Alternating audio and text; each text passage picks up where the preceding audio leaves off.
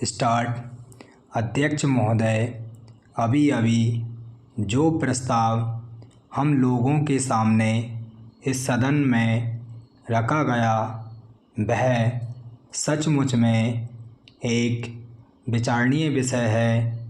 आज हमारे देश की हालत किसी से छिपी नहीं। हर आदमी जानता है कि देश के कई भागों में वर्षा नहीं हुई। इसके कारण देश के कई हिस्सों में, जिनमें कि बिहार प्रमुख है, अकाल जैसी स्थिति पैदा हो गई है। चाहे हम इस बात से कितना भी इनकार क्यों ना करें कि अभी तक भूख से किसी आदमी की मृत्यु नहीं हुई है, लेकिन यह बिल्कुल ठीक है कि अब ऐसी स्थिति होने में कोई कसर नहीं रह गई है। आप यह समझ लीजिए कि किसी दिन भी आपको ऐसा अवसर मिल सकता है कि अमुक स्थान में भूख से इतने आदमियों की मृत्यु हो गई और इतने पशु समाप्त हो गए। पैरा, मैंने स्वयं इन इलाकों का दौरा किया है। करीब करीब हर गांव और कस्बे को देखा है। मैं जहां भी गया हूं वहीं एक जैसी दुख भरी कहानी सुनने को मिली।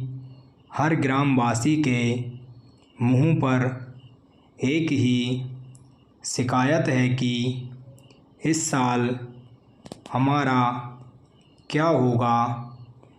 उनके पास अनाज का भंडार समाप्त हो गया है। पशुओं के चारे की व्यवस्था नहीं है और सरकार द्वारा कोई उचित प्रबंध अभी तक नहीं हुआ।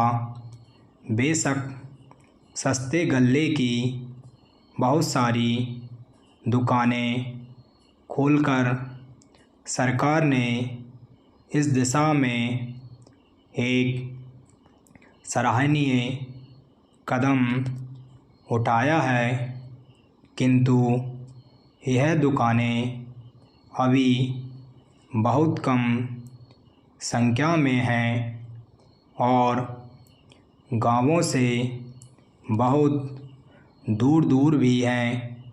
इन दुकानों की दूरी और भी इसलिए अकड़ती है क्योंकि आजकल पानी न होने से ग्रामवासी किसी और मेहनत मजदूरी की तलाश में लगे रहते हैं। ऐसे समय यदि उन्हें अनाज प्राप्त करने के लिए अपने गांव से मीलों दूर जाना पड़े और उनके आने जाने में ही पूरा दिन समाप्त हो जाए तो फिर आप ही बताइए कि वे बेचारे क्या करें। इसलिए जहां हम एक और यह ध्यान दे रहे हैं कि सस्ते अनाज की दुकानें खोली जावें, वहाँ दूसरी ओर यह भी आवश्यक है कि इन दुकानों की दूरी 1-2 मील से अधिक न हो। भले ही इसके लिए हमें कुछ अधिक दुकानें खोलनी पड़ें। यह एक बहुत ही आवश्यक बात है और हमें इसका ध्यान रखना चाहिए।